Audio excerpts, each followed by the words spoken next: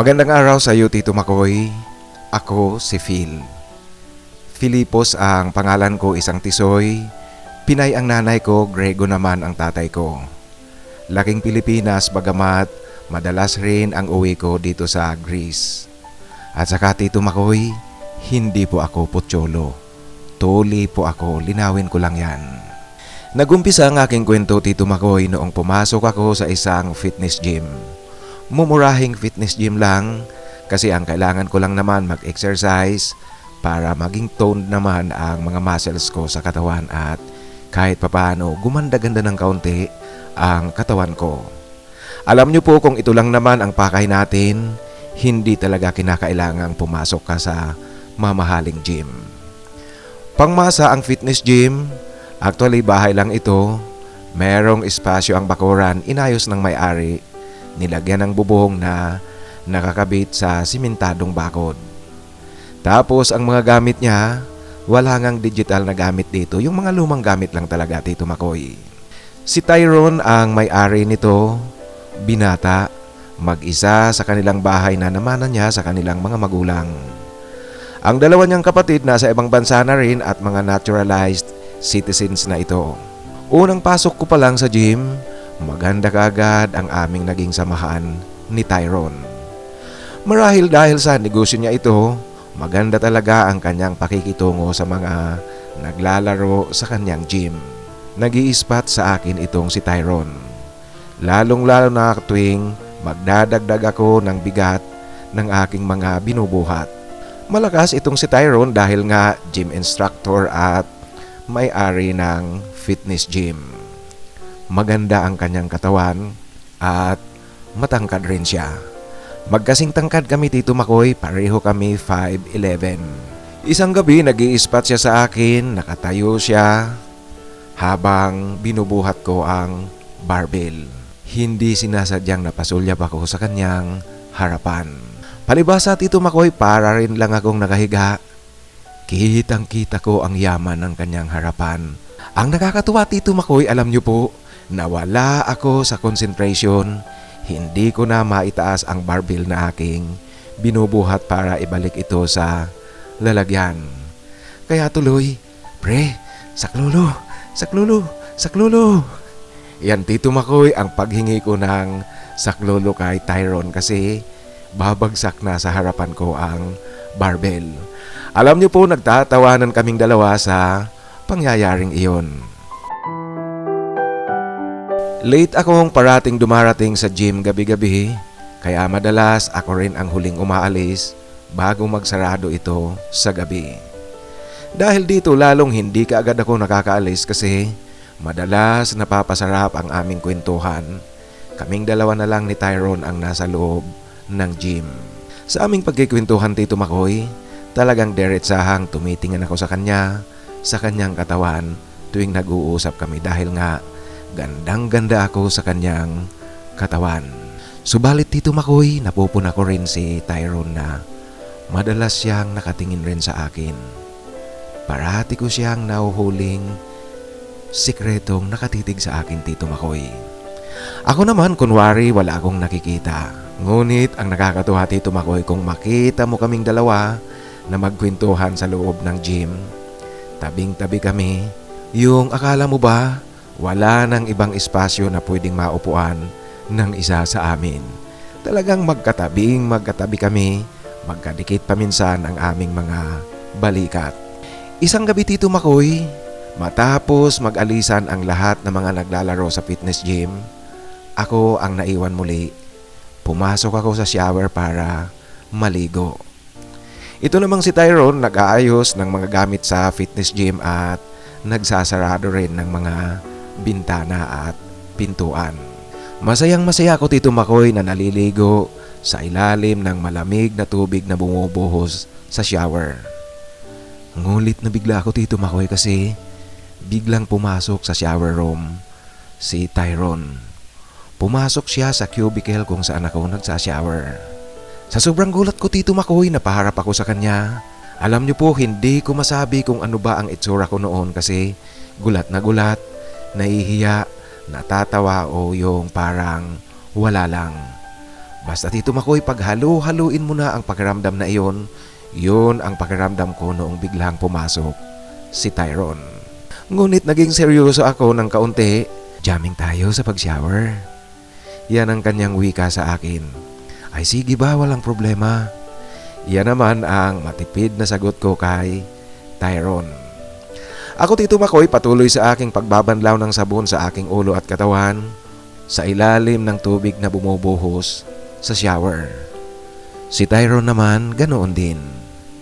Noong tumigil ako Tito Makoy, si Tyrone nakatingin sa akin, nakangiti. Ako naman napatingin din sa kanya at napangiti rin. Ewan ko ba Tito Makoy, tila yata bigla akong naging lutang noong oras na iyon. Kasi nga magkatabi kami ni Tyrone na nagja-jamming kami sa pagsashower. Hindi ko namalayan kung ano pa ang mga nangyari at kung ano ang aming ginagawa. Basta Tito Makoy, natagpuan ko na lang na magkadikit na ang mga labi namin. Ilang sandali pa ay inakay na ako ni Tyrone papalayo sa shower. Hawak-hawak ni Tyrone ang kamay ko. Hila-hila niya ako papasok sa kanyang silid sa loob ng kanilang bahay. Alam mo Tito Makoy, parang silent movie ang galawan naming dalawa kasi walang nagsasalita. Noong pareho na kami nakapagpahinga ng kaunti, noon lang talaga kami nagsalita. Tyrone, anong nangyari sa atin? Bakit nagawa natin iyon? Walang pag-uusap, walang kasunduan, ngunit iyan Tito Makoy ang aking pag-uumpisa ng aming pag-uusap. Ang ibig sabihin nun, Phil, pareho natin gusto ang bawat isa. Ano Phil, gusto mo ba ako? Yan ang tanong sa akin ni Tyrone. Hindi kaagad ako nakasagot, ngunit ngumiti ako sa kanya. Phil, ba't di ka makasagot? Ayaw mo ba ako? Ayaw mo sa akin? Ito muli ang tanong sa akin ni Tyrone. Ano ka ba naman Tyrone? Sa tingin mo ba mangyayari yun kung hindi kita gusto? Bakit ikaw? Gusto mo ba ako? Sa naganap sa amin, tuluyan na kaming nagbabad ni Tyrone sa higaan. Bumangon lang kami noong pareho kami makaramdam ng gutom, kaya dali-dali kaming ininit namin ang mga pagkaing nasa loob ng ref ni Tyrone. Hindi na rin ako pinauwi ni Tyrone noong gabing iyon, kaya magdamag na magkasama kami. Tito Makoy, marahil pareho kami may pagtingin sa bawat isa, kaya ganoon kadali at ganoon din kabilis ang naganap sa amin ni Tyrone. Naging simula na ito nang palagi na talaga akong umaalis ng late sa gym. Pagkatapos niyang magsarado, naiiwan siyempre kaming dalawa. At kung Biyernes na gabi at Sabado, minsan magkasama rin kaming lumalabas, naglalakad-lakad, nagpapahangin. Masaya kami ni Tyrone sa aming ugnayan. Para lang talaga kaming matalik na magkaibigan. Kung ano-ano ang pinagkikwentuhan at pinag-uusapan namin. Hindi kami nawawalan ng pinag-uusapan. Dahil nga Tito Makoy, pareho kami mga walang kasama sa buhay. Si Tyrone, mag-isa siyang nakatira sa bahay nila. Ako naman ganoon din kasi ang pamilya namin nasa Greece. Kaya madalas nasa bahay ako ni Tyrone nagpapalipas ng gabi. Minsan naman si Tyrone isinasama ko sa bahay namin. Dito kami nagpapalipas ng gabi. Hindi boring ang aming relasyon. Walang nabago sa aming mga pananalita sa bawat isa. Ngunit Tito Makoy, malungkot lang na dumating sa amin ang panahon nang magdesisyon si Tyrone na mangibang bansa. Kasi ayon sa kanya, walang mangyayari sa buhay niya kung ang kanyang gym lang ang aasahan niya bilang hanap buhay. Lumipad nga papuntang Italy itong si Tyrone. Sa huling araw na magkasama kami, marami talagang luha rin ang umagos mula sa mga mata naming dalawa. At sa kanyang pag-alis, naiwan akong bigla sa gitna ng kalungkutan. Kakaibang kalungkutan at pangungulila ang aking nararamdaman. Hindi ko maintindihan ang lahat sa akin at ang lahat sa amin ni Tyrone. Kasi hindi ko akalaing iibig ako ng ganoon kalalim sa kapareho lalaki. Tito Makoy, ako kasi lalaki, Wala sa aking personalidad ang pwede mong sabihing open-minded, open sa kapwa lalaki, silahis o straight. Basta Tito Makoy, lalaki ako. Mayroon akong mga past relationship sa babae, nasaktan din ng pag-ibig sa babae, subalit itong kay Tyrone, kakaibang sakit ang aking nararamdaman. Bigla na lang dumating sa aking pakiramdam na mahal ko siya, kaya hinayaan ko rin na mahalin ako ni Tyrone. Nagmahalan kami ng tunay at buong katapatan. Para mapawi ang aking kalungkutan, pakalipas rin ng ilang buwan, naisip ko ring umuwi sa mga magulang ko dito sa Greece para makawala sa kalungkutang aking nararamdaman dyan sa Manila. Alam mo kasi Tito Makoy, ang pamilya namin narito talaga sa Greece. Nandito ang mga kapatid ko at ang mga magulang ko. Mula sa unang bahagi ng pagdating ko dito sa Greece, nag-uusap rin kami ni Tyrone. Wala akong nililigawan at hindi ako nanliligaw dito sa Greece. Si Tyrone naman, ayon sa kanya, wala rin daw siyang syota at wala siyang nililigawan. Sa tuloy-tuloy na pag-uusap namin ni Tyrone, isang araw nagkasundo kaming susubukin namin ang aming mga sarili. Sa loob ng 3 taon na hindi kami nagkikita, tanging nag-uusap lang, nagkasundo kaming sabay kaming babalik sa Pilipinas parehong araw. Magtatagpo kami sa isang lugar dyan sa Manila.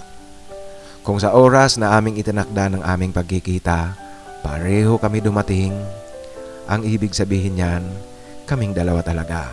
Sa aming pagkikita rin, magiging hudyat na ito para tuluyan na kaming magsama sa iisang bubong. Alam mo Tito Makoy, ang napagkasundoan naming pagkikita ni Tyrone ay sa darating na Disyembre. Kaya uuwi ako ng Pilipinas. Sa aming pag-uusap ngayon, hindi na namin binabanggit ang tungkol sa aming napagkasunduan na pagtatagpo dyan sa Pilipinas. Nagkikwentuhan na lang kami kung ano-ano na lang, basta napagkasunduan na rin kasi namin na magkikita kami sa itinakda naming araw. Ako Tito Makoy, buo na ang pasya kong umuwi. Gusto kong magkita muli kami ni Tyrone. Nangungulila ako sa kanya, bagamat tuloy-tuloy ang aming pag-uusap, ngunit iba pa rin kung magkasama talaga kaming dalawang pisikal. Subalit Tito Makoy, hindi ko may tatanggi na naroon ang aking malaking pangamba. Yung paano kung sa oras na aming itinakda ni Tyrone na magkita, paano kung hindi siya sumipot? Ang ibig sabihin niyan, hindi kaming dalawa. Alam niyo po, ngayon pa lang kinakabahan na talaga ako, at ngayon pa nga lang madalas na rin akong nananaginip. Napapanaginipan ko na umuwi daw ako sa Pilipinas, naghihintay kay Tyrone sa lugar na aming napagkasunduan na magkikita. Ngunit hindi sumipot si Tyrone. Ngunit Tito Makoy, ayoko munang isipin ang negatibong bagay na iyan. Ang tinitingnan ko lang ngayon ay ang aking pag-uwi at ang aming pagkikita. Subalit hindi ko talaga maipagkakaila na hindi ko maiwasang mangamba. Basta Tito Makoy, pinaghahandaan ko ang aming pagkikita muli ni Tyrone. Nangungulila ako sa kanya at nasasabik ako sa kanya. Sana ganoon din sa akin si Tyrone. Hanggang dito na lang po Tito Makoy ang aking kwento. Sana mapili nyo po at sana magustuhan rin ng iyong mga taga-subaybay.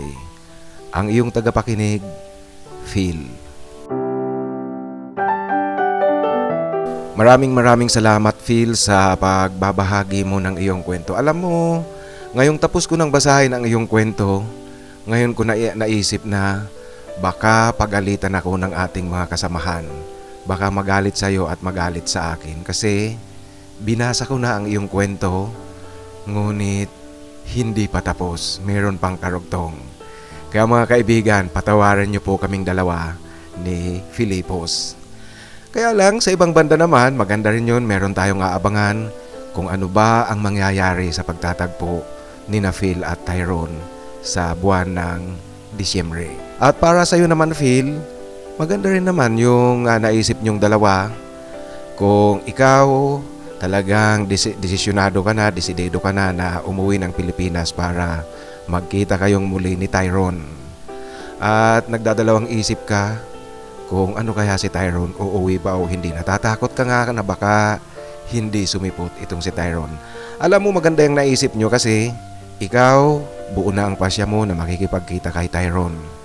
At sa oras na inyong itinakdang pagkikita, pag dumating si Tyrone, kahit papaano sigurado ka na ang damdaming nararamdaman mo kay Tyrone, ganoon din ang nararamdaman niya sa iyo. Maganda nga yung naisip nyo na yan. Diyan nyo masusubok ang inyong mga sarili kung gaano nyo kamahal, kung gaano kahalaga sa pakiramdam nyo ang bawat isa. Good luck na lang sa inyong dalawa, Phil. At ngayon mga kaibigan, sa ating shoutout kay Junjin Kabali. Ang sabi niya sa kanyang comment, pa-shoutout po nyo, follower nyo ako. Maraming salamat Junjin Kabali sa pakikinig at maraming salamat sa pagsama mo dito sa ating samahan sa ating channel. Shoutout muli kay JP Chulipa. Maraming salamat JP sa pakikinig. Shoutout din kay Florentino Jimenez. Ang buo niyang pangalan, sinabi niya pa sa comment, Florentino Magno Jimenez ng Alcala, Pangasinan. Alam mo Tino, yung buong pangalan mo, pangalan niya ng mayayamanin. Florentino Magno Jimenez. Maraming salamat Tino sa tuloy-tuloy na pakikinig at tuloy-tuloy na suporta. At shoutout muli kay Adon Vlogs 4695. Meron siyang channel kaya paki-subscribe nyo po ang kanyang channel dito sa YouTube. And shoutout ko rin si Timothy Gonzales 8071. Tim, maraming salamat. And syempre i-shoutout ko nga pala si Mr. Ed Oy alias Kim1 1000 ng Las Vegas, Nevada. Sir Ed, maraming salamat. Babasahin ko pa lang ang iyong email. Magbubukas pa lang ako ng email kasi actually mga kaibigan, nag-record ako nitong kwento nating ito. Nasa loob ako ng aking silid sa isang hotel kasi naka-overseas trip ako ngayon. Kaya ilang araw hindi kaagad ako nakapag-upload. Maraming salamat Sir Ed Oy ng Las Vegas, Nevada. Babasahin ko ang iyong email. At salamat sa tuloy-tuloy na pakikinig at suporta. Si Faustino Fabro ang isa sa ating mga hinahanapan ng forever. Ang update niya dito hanggang ngayon raw ay single pa rin siya. Huwag kang mainip at Faustino Fabro. Tino, huwag ka rin mainip sa paghihintay. Darating at darating yan. Siya nga pala, merong isang nag-comment doon sa kwento ni Sebastian at Hermil. I-shout out natin si Neil R. Ang sabi niya sa kanyang comment, kung siya na lang daw kaya ang ibahay ni Hermil. Mabait siya at naghahanap din ng matinong lalaki. O yung mga hinahanapan natin ng forever, sige na, kontakin nyo itong si Neil R. Sa muli po ang ating hinahanapan ng forever, 6 na ngayon, si Faustino Fabro, Robert Mirafuente, Alvin Kalalang, Dominador Patawaran, Paulo Laison at ang pang-anim ay si Jason Hanson ng Olongapo City. Sa inyong lahat mga kaibigan, maraming salamat. Ang aking taus-pusong pasasalamat sa tuloy-tuloy na pagsama nyo sa akin dito sa ating channel. Sa muli po yung mga gustong magpa-shoutout, pakisulat sa pinakahuling upload para siguradong mabasa ko kaagad yan. Kasi nga kung sa lumang upload na, malaki ang posibilidad na hindi ko yan mabasa. Sa muli po sa mga gustong magpadala ng kanilang kwento, ipadala lang sa aking email, titomarcos@yahoo.com at titomarcos@gmail.com. And by the way, bago ko nga pala makalimutan sa ating mga kasamahan dyan sa Bicol, Oragon, sa mga kasamahan nating Oragon. Alam nyo, baka maging Oragon din ako. Sa muli po mga kaibigan, maraming salamat at sumayin nyo nawa ang biyaya galing sa itaas.